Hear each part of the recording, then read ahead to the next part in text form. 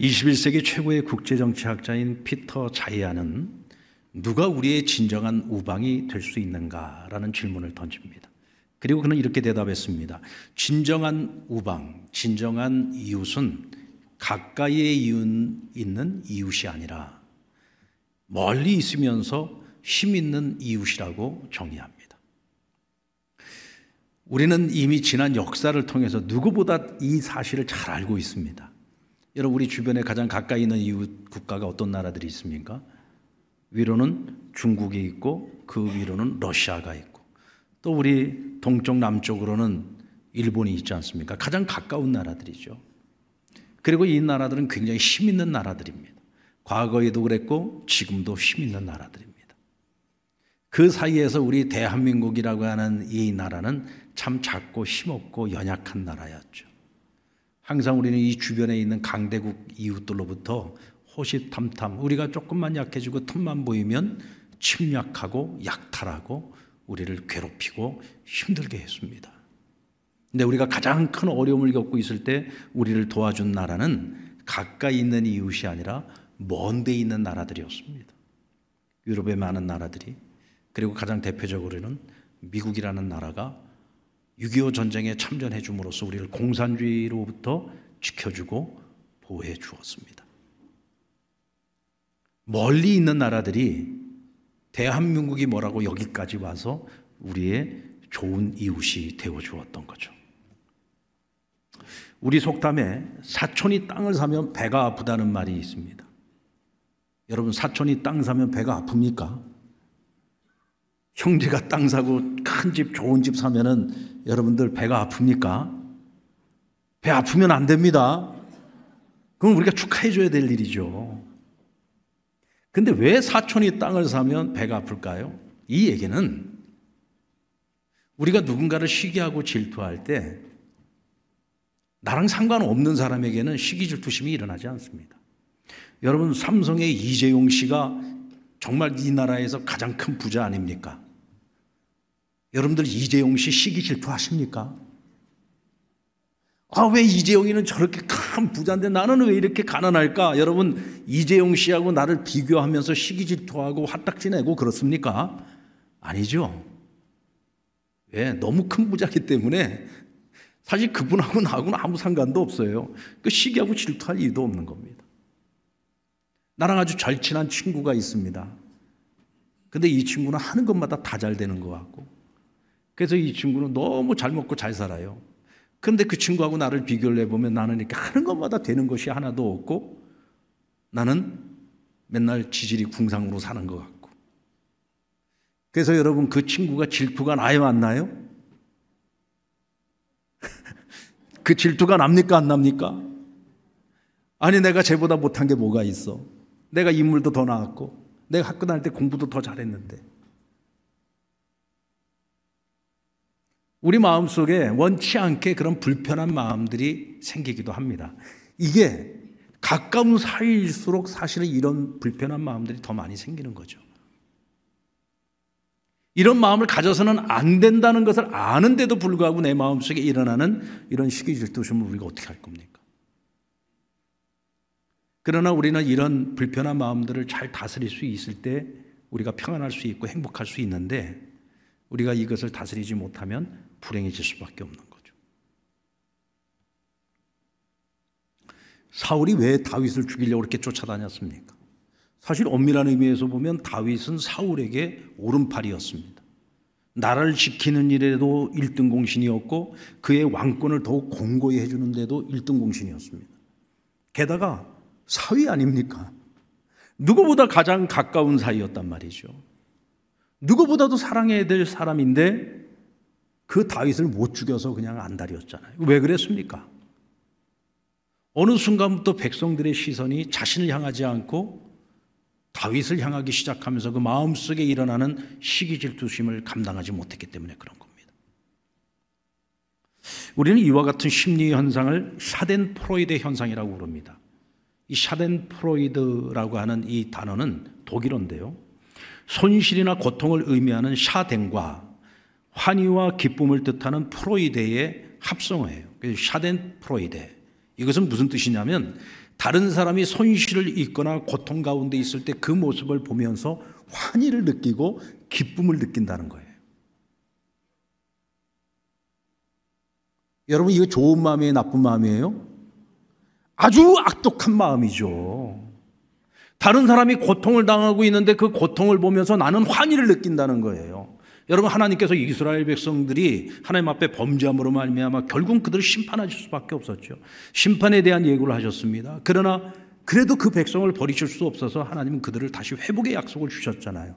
그러면서 하신 약속이 뭐였냐면, 너희가 멸망당할 때 너희 주변에 있는 많은 이웃 국가들이 너희를 바라보면서 박수를 칠 거라는 거예요. 오히려 너희를 조롱할 거라는 겁니다. 너희를 멸시할 거라는 거예요. 너희가 더 멸망에 이르도록 강한 자들의 편에 서게 될 것이라는 겁니다. 그런데 내가 그들을 반드시 벌하겠다고 말씀하십니다. 내가 그들을 반드시 심판하겠다고 말씀하십니다. 왜요? 그들의 마음속에 이 샤덴프로에 대해 이 마음에 있는 거예요. 이웃 국가가 어려움을 겪고 있는데 그 모습을 보면서 박수를 친다. 하나님께서 이와 같은 이들을 가증히 여긴다는 거죠. 그래서 여러분, 우리는 만약에 일본이 잘못된다, 뭐 일본이 지진이 일어나가지고 막 갑자기 땅속으로 바닷속으로 가라앉는다, 이때 우리는 어떻게 해야지 됩니까? 것 봐라, 잘됐다, 내 저것들 망할 줄 알았다, 그리고 박수 쳐야 됩니까? 만약에 우리가 그런 마음을 가지면 하나님께서 우리를 바라보실 때 가증히 여기십니다. 그들이 멸망에 이르듯이 우리도 멸망에 이르게 되는 거예요. 왜? 하나님이 가장 가증히 여기는 마음이기 때문입니다. 왜 하나님께서 여러분 요나를 니느웨로 보내셨나요? 사실 이스라엘 백성들에게 있어서 이 아수르 사람들은요, 철천지 원수입니다. 그게 요나가 가기 싫다는 거예요. 나중에는 막 하나님께 따지지 않습니까? 하나님, 이러려고 나를 이곳에 보냈습니까? 저들을 심판하시겠다고 해놓고서 왜 저들에게 저런 마음을 주셔서 저들을 구원에 이르게 하는 겁니까? 하고 막 화를 냅니다. 하나님께서 뭐라고 말씀하셨어요? 이 성에 좌우를 분별하는 자가 12만 명이나 있는데 너는 저 12만 명, 저 죄 없이 죽어가는 자들을 넌 그냥 방치할 거냐? 못 본 채 할 거냐? 아무리 그들이 악한 자들이고 아무리 철천지 원수라고 할지라도 그들이 고통 중에 있을 때에는 절대로 악한 마음을 가지면 안 된다는 거죠. 박수를 쳐서는 안 된다는 거예요. 그들을 불쌍히 여기고 긍휼히 여기는 마음을 가질 수 있어야 된다는 겁니다. 자, 오늘 본문은 우리가 너무나 잘 알고 있는 선한 사마리아 사람 이야기입니다.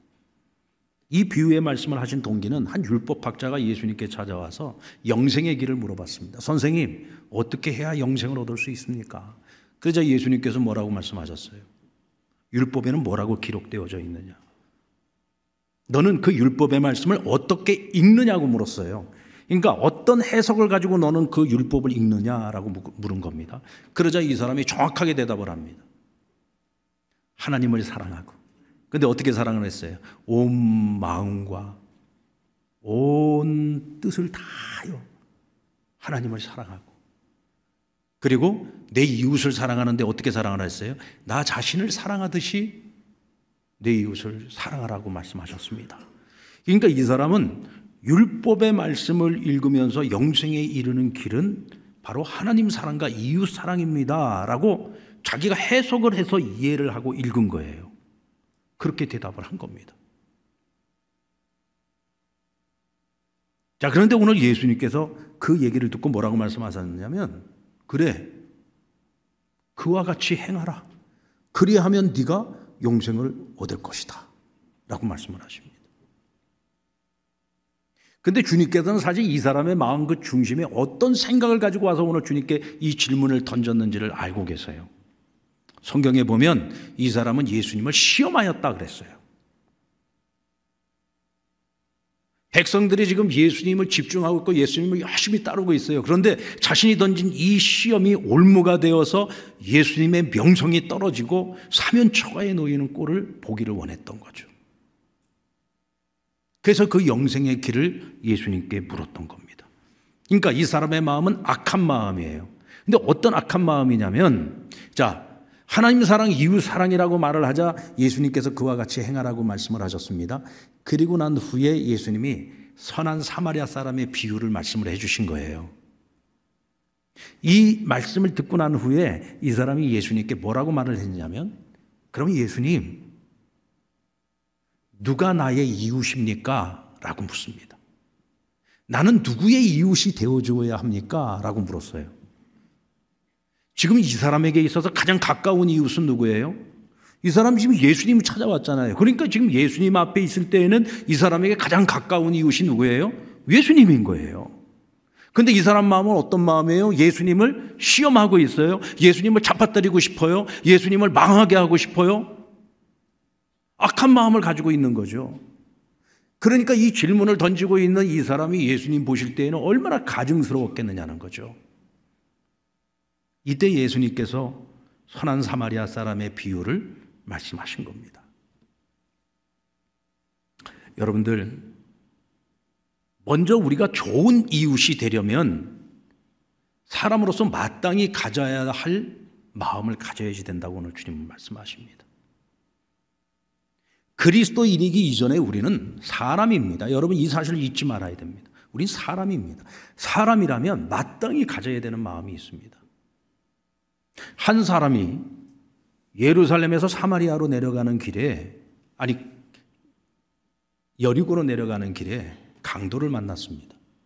강도가 이 사람을 가지고 있는 모든 것을 빼앗고 두들겨 패서 사람이 거의 다 죽었다고 생각할 만큼 거의 반송장이 됐어요. 그런데 옷을 다 벗겨버렸다고 했습니다. 이런 강도 만난 사람을 처음에 만난 사람은 누구냐면 제사장이에요. 근데 제사장이 그 사람을 보고 피해갔다고 했어요.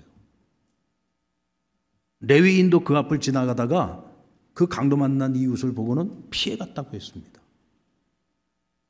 예수님께서 여기까지 말씀을 하시고 그 이상 더 말을 진전을 하고 있는데도 오늘 이 율법학자는 한마디도 항변을 하지 않습니다. 여러분들 같으면 뭐라고 대답하겠습니까? 아니 예수님, 어떻게 비유를 그딴 식으로 비유를 하십니까? 아니 아무리 그래도 그렇지 제사장이 강도 만난 이웃을 만났는데 그걸 그냥 피해서 그냥 지나갔다고요? 말도 안 됩니다. 어떻게 제사장이 그럴 수가 있습니까? 아니 레위인이 그냥 지나갔다고요? 에이, 어떻게 비유를 해도 그딴 식으로 비유를 합니까? 하고 한마디 할 맘도 하잖아요. 그죠? 아닙니까? 그런 말 하잖아요. 그런데 오늘 본문에 보면 율법학자가 단 한마디도 항변을 하지 않아요. 고개를 끄덕이고 있습니다. 이게 무슨 뜻이냐면 내가 그 상황이라도 충분히 타당성이 있고 이해가 된다는 이야기예요. 그럼 왜 제사장과 레위인은 그냥 못 본 채 하고 지나갔을까요? 율법 때문이죠. 죽었는지 살았는지 알 수가 없어요. 그걸 확인을 해야 될 것 아닙니까? 근데 이 사람이 옷을 벗고 있어요. 벌거벗겨져 있어요. 그래서 옷을 보고 이 사람이 유대인인지 이방인인지를 확인할 수가 있는 것인데 벗겨져 있으니까, 알몸인 상태로 있으니까 알 수가 없는 거예요. 근데 만약에 가까이 다가가서 그 몸을 만졌는데 이 사람이 만약에 죽어 있다. 죽은 시체를 만지면 내가 부정해지거든요. 만약에 이 사람이 유대인이 아니라 이방인이면 내가 이 사람의 몸을 만졌을 때 내가 부정해지는 거예요. 그러면 내가 부정해진 상태에서 하나님께 제사를 드리러 간다? 그럼 난 부정한 몸이기 때문에 하나님께 제사를 드릴 수가 없어요. 집례할 수가 없는 거예요. 그러니까 제사장이 강도 만난 이웃을 보고도 그냥 피해간 것은 이 사람 율법학자가 율법의 근거에서 볼 때는 이거는 타당성이 있는 것이고 합리적인 것인 거죠. 그러니까 이 사람은 입을 딱 다물고 고개를 끄덕이면서 그렇지, 그럴 수도 있지, 나 같아도 그랬을걸 하고 생각을 하고 있는 겁니다. 예수님께서 이 사람에게 무엇을 지금 말씀하고 싶은 걸까요? 야, 율법이 뭔지 아냐? 죽어가는 사람을 구하는 것이 뭔지냐? 여러분들이 똑같은 상황에 처한다면 여러분들은 어떻게 행하시겠습니까? 이게 여러분 우리가 어떤 신앙을 가지고 있느냐가 이게 굉장히 중요한 겁니다. 우리는 당연히 오늘 예배를 드리러 오는 과정 속에서 어떤 사람이 굉장히 공고한 일을 당하고 어떤 사람이 죽어가는 사람을 내가 발견을 했다. 당연히 우리는 그 사람을 데리고 병원에 먼저 데리고 갔을 겁니다. 왜요? 그 어떤 율법보다도 중요한 것은 사랑이기 때문이죠.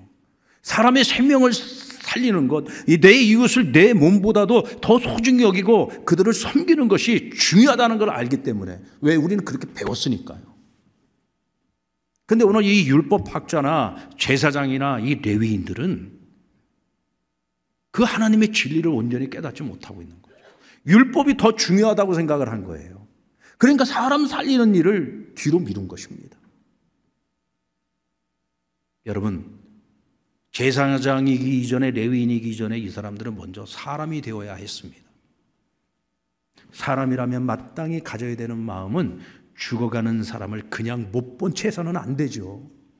그를 불쌍히 여기는 마음을 가져야 되고 긍휼히 여기는 마음을 가져야 되는 거죠. 선한 사마리아 사람은 이 강도 만난 자를 보았을 때 불쌍히 여겼다고 했어요. 사람으로서 마땅히 가져야 될 마음을 가졌던 겁니다. 이 마음이 필요한 거예요. 아멘입니까? 오늘 우리는 이 마음이 있어야 돼요. 그리스도인이기 때문에, 아니 그리스도인이기 이전에 사람이기 때문에 우리는 이 마음을 가져야 되는 거예요. 그래서 이 사마리아 사람은 어떻게 했습니까?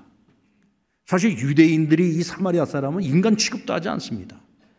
제사장이나 레위인, 율법학자 다 이 사람은 사람 취급도 받지 못하는 사람입니다. 그러나 이 사람은 사람의 마음을 가졌어요. 마땅한 마음을 가졌어요. 그래서 포도주를 가져다가 이 사람의 상처를 발라주고 상처를 싸매주고, 그리고 며칠 동안 이 사람을 돌봐줍니다.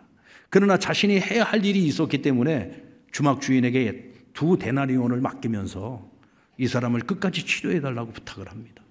내가 돌아오는 길에 만약에 부족한 것이 있다면 내가 다 갚아주겠다고 약속을 하고 떠납니다. 예수님께서 말씀하십니다. 야, 이게 사람이라면 마땅히 행할 일이야. 하나님 사랑, 이웃 사랑, 그것이 율법의 정신이라고 너 입으로 얘기하지 않았니? 여러분, 그게 뭐예요? 십계명의 정신이거든요.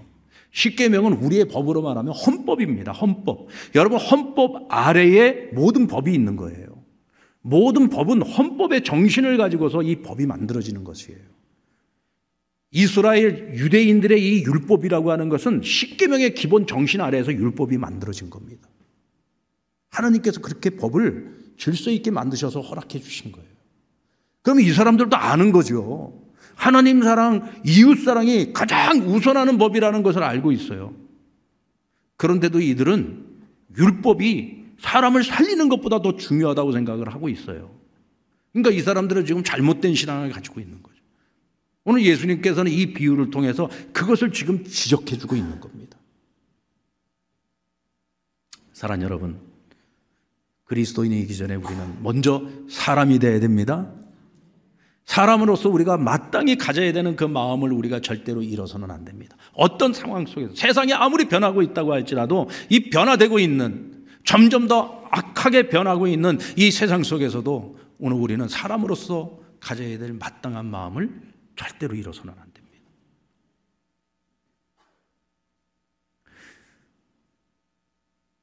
그리고 우리가 좋은 이웃이 되기 위해서는 청지기의 마음을 가져야 됩니다. 우리가 그리스도 안에서 다시 태어난 사람들이잖아요. 우린 거듭난 사람들입니다. 거듭났다는 얘기는 그리스도 안에서 우리는 옛사람은 죽고 그리스도 안에서 우리는 다시 새로운 생명으로 태어난 거예요. 그래서 모든 그리스도인들은 하나님 앞에 이런 고백을 해야 됩니다. 주님, 이제 나는 죽었습니다. 나는 죽었습니다. 이제는 내가 이 땅에서 살아가는 이유는 오직 주님 때문에 살아가는 것입니다. 그래서 사도 바울은 갈라디아서 2장 20절에서 이렇게 고백을 합니다. 우리 같이 한번 읽어볼까요? 시작. 내가 그리스도와 함께 십자가에 못 박혔나니 그런즉 이제는 내가 사는 것이 아니요 내 안에 그리스도께서 사신 것이라. 이제 내가 육체 가운데서 사는 것은 나를 사랑하사 나를 위하여 자기를 버리신 하나님의 아들을 믿는 믿음 안에서 사는 것이라. 아멘. 이게 여러분 그리스도인의 신앙 고백이죠. 나의 옛사람은 죽었습니다. 이제 그리스도 안에서 나는 다시 태어났습니다. 내가 육체 가운데서 사는 것은 이제부터는 나를 위하여 사는 것이 아니라 나를 구원하여 주신 예수 그리스도를 위하여 사는 것입니다. 나는 이제 그리스도의 종이 되어서 살겠다는 것입니다. 이제는 더 이상 나의 권리를 주장하지 않겠다는 거죠.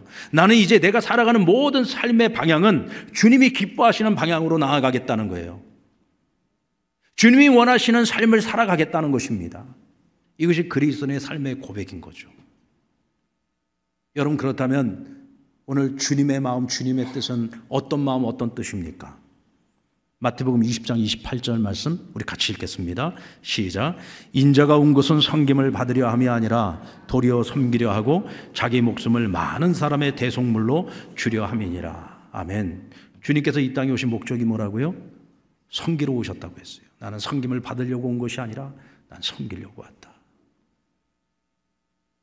우리 주님은 하늘의 보좌를 버리고 우리를 섬기시기 위해서 이 땅에 인간의 몸으로 오셨는데 그것도 가장 낮고 천한 모습으로 오셨습니다. 하나님의 아들이고 신권을 가지고 있었지만, 하늘의 능력을 가지고 있었지만 그 능력은 자신을 위해서 쓰신 적이 한 번도 없습니다. 오직 우리를 섬기는 일을 위해서만 하나님께서 주신 그 신권을 사용하셨어요. 우리 주님은 그런 분이십니다. 아낌없이 자기를 희생하여 자기 목숨마저도 우리를 구원하시기 위해서 온전히 내어주시기까지 우리를 섬겨주셨습니다. 그 섬김 때문에 오늘 저와 여러분이 죄사함을 받고 구원을 얻고 하나님의 자녀가 되어 영원한 생명 약속받고 천국을 약속받은 자로 살아가고 있지 않습니까? 그럼 우리가 걸어가야 되는 길, 우리가 살아가야 되는 길은 주님이 섬기셨던 것처럼 우리도 섬김의 삶을 살아가야 되는 거예요. 아멘입니까? 내가 섬긴 것처럼 너희도 섬겨야 된다고 말씀하시는 겁니다. 지난 10일간 탈북민 선교단체인 고향 선교회 선교대회를 이끌기 위해서 저를 포함해서 41명 우리 탈북민 목사님들, 전도사님들, 또 탈북민 우리 성도들과 또 그중에는 믿지 않는 4명의 탈북민도 함께 했는데요. 이분들과 함께 미국 LA에 가서 선교대회를 하고 왔습니다.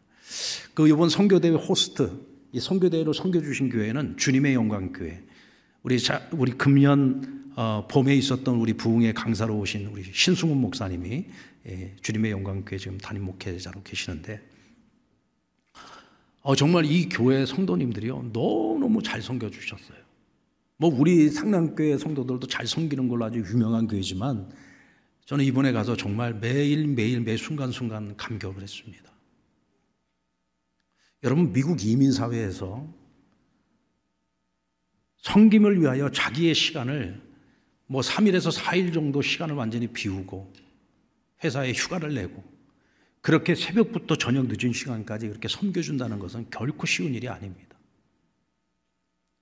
혼자 벌어서 먹기 힘든 곳이 미국이거든요. 우리나라도 참 그렇지만 미국은 더 먹고 살기가 힘든 곳이에요. 그런데 이번 이 선교대회 이 탈북민들을 섬기기 위해서 정말 한 4일 동안을 휴가를 내고, 또 어떤 분은 치과 의사신데 병원을 그냥 접어놓고 그렇게 완전히 올인을 해서 섬겨주시는데, 정말 그들이 그 섬기는 순간순간마다 그 진심이 보이고, 또 때로는 마음에 안 드는 부분이 있어도 그거를 다 참아가면서 정말 종이 섬기듯이 그렇게 섬겨주시는 그런 모습을 통해 얼마나 은혜를 받았는지 모릅니다. 그러니까 저희가 선교대회를 다 마치고 나서 이 탈북민들이 이제 다 같이 모인 자리에서 저희가 피드백을 가졌어요. 그 중에 믿지 않는 분이 4분이 계셨잖아요. 근데 그분들이 나중에 이런 고백을 하더라고요. 목사님, 이분들, 이 주님의 영광교회 성도들, 이번에 우리를 섬겨주신 이분들이 믿는 그런 하나님이면 저도 믿겠습니다. 그분들이 믿는 예수님, 그런 예수님이시라면 저도 믿겠습니다. 이렇게 얘기를 하더라고요. 그래서 제가 그 얘기를 들으면서 야, 이게 전도구나라는 생각이 들었습니다. 우리가 밖에 나가서 모르는 사람들에게 예수 믿으세요, 예수 믿으세요. 우리가 그들에게 아무리 우리가 말로써 떠들어도요, 안 믿습니다. 그러나 우리가 정말 믿지 않는 그들과의 관계 속에서, 또 어렵고 힘든 우리의 이웃들과의 관계 속에서 그들을 못 본 채 하지 않고 그들에게 마음과 뜻과 정성을 다해서 정말 열심히 섬긴다면 우리의 그 모습을 통해서 그들이 당신이 믿는 하나님이라면 나도 믿고 싶습니다라는 그런 고백이 나오지 않겠습니까? 그게 진정한 전도인 거죠. 우리 상남교회 성도들도 참 열심히 섬기죠. 여러분, 오늘 하루 종일 비가 내리는데 오늘 이 비 오는 날에 여러분들 지금 이렇게 편안하게 차 대놓고 예배 드릴 수 있도록 우리 주차관리위원들 우비 뒤집어 쓰고 오늘 하루 종일 여러분들 주차관리하지 않습니까?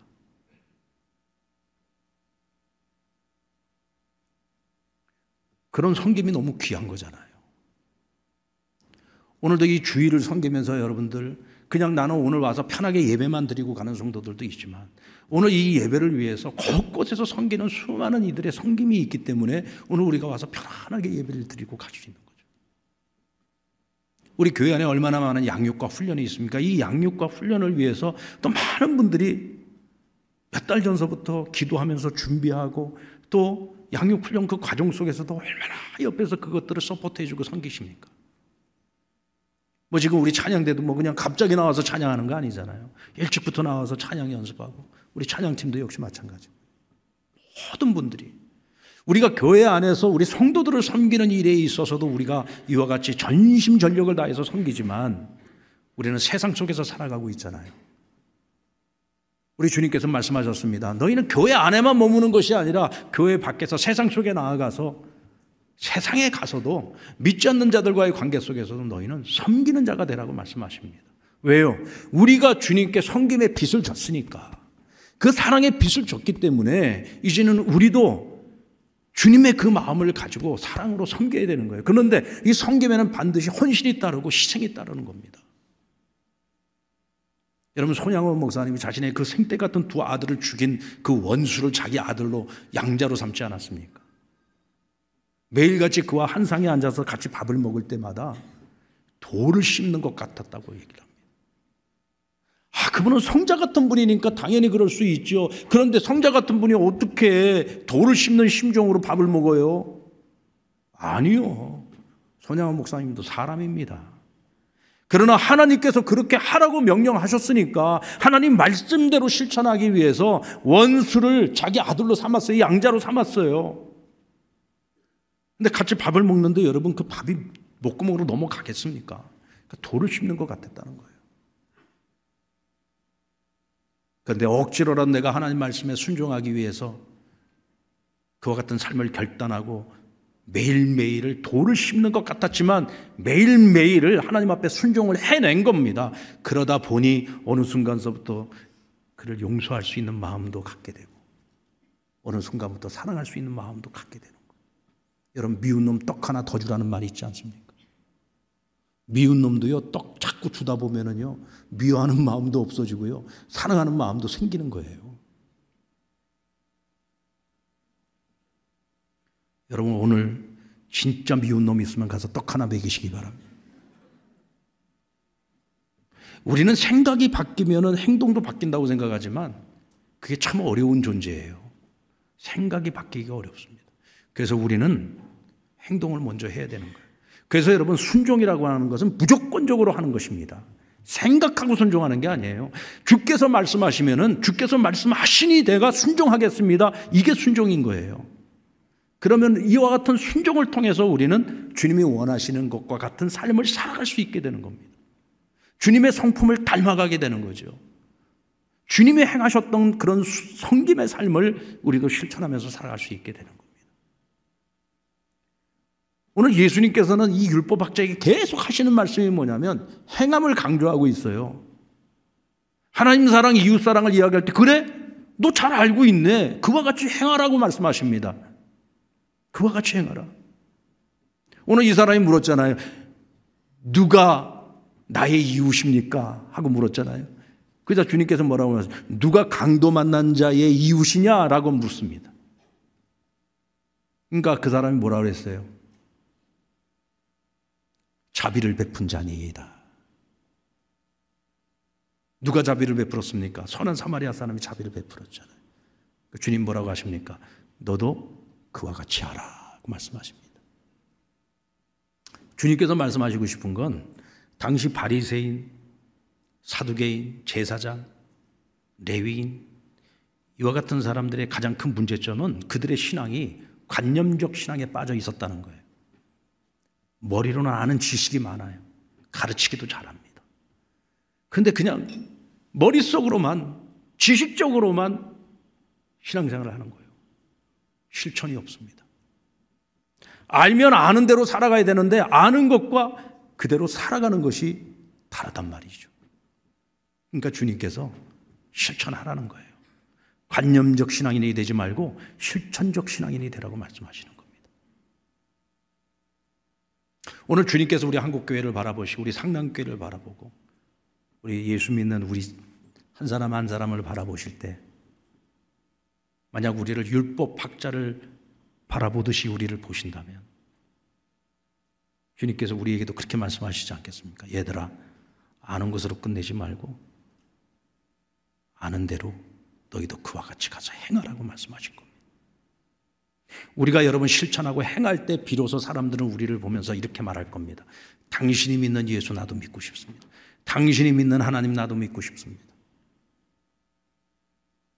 삶이 따르지 않는 믿음은 가짜입니다. 그래서 주님은 오늘 이 선한 사마리아 사람의 비유를 통해 우리에게 다시 한번 강조하고 있는 것입니다. 언제까지 너희는 아는 데서 그칠 것이냐? 오늘부터 실천하라고 말씀하십니다. 여러분, 우리 다음 주부터 이제 행복축제 우리가 선포식이 있고 이제 한 2달 반 동안 열심히 복음 전하는 삶을 살아가고 하나님 앞에 많은 생명의 열매를 드리기 위해서 힘쓰게 될 겁니다. 그러나 여러분, 입만 가지고 우리가 가서 예수 믿으라고 떠든다고 해서 사람들이 예수 믿겠습니까? 먼저 우리는 좋은 이웃이 되어야 합니다. 먼저는 우리의 교회 안에서 우리 같은 믿음의 형제 자매들에게 좋은 이웃이 되어주셔야죠. 밖에 나가서 내 가족에게도 좋은 이웃이 되어주셔야 되고, 어떤 분들을 보면은요, 남한테는 잘하면서 자기 가족한테는 그렇게 혹독한 사람들이 있더라고요. 여러분, 우리 예수 믿는 사람들은 그러면 안 돼요. 내 가족에게도 좋은 이웃이 되어주셔야 돼요. 여러분들이 어느 곳에서 누구를 만나든지 하나님께서 여러분들이 만나고 사랑해야 될 이웃들을 보내주셨잖아요. 여러분, 우리는 나의 이웃을 내가 정할 수가 없어요. 내 옆집에 사는 사람, 내가 원하는 사람 불러다가 살고 있습니까? 아니잖아요. 누군가가 이사가 왔는데 이 사람이 내 옆집에 살고 있는 거예요. 하나님이 내게 보내주신 이웃인 겁니다. 차별 없이 누가 되었든 하나님이 나에게 보내주신 그 이웃들, 여러분 사랑하시고 섬기십시오. 섬겨주십시오. 우리는 그 섬김을 통해서만 우리는 사람에게 감동을 줄 수가 있고, 그 섬김을 통해서만 우리가 믿는 하나님이 살아계신 하나님이신 것을 증거할 수 있습니다. 오늘 저와 여러분 우리 모두가 우리 각자의 삶의 자리에서 선한 이웃, 좋은 이웃이 되시기를 우리 주님의 이름으로 축원합니다.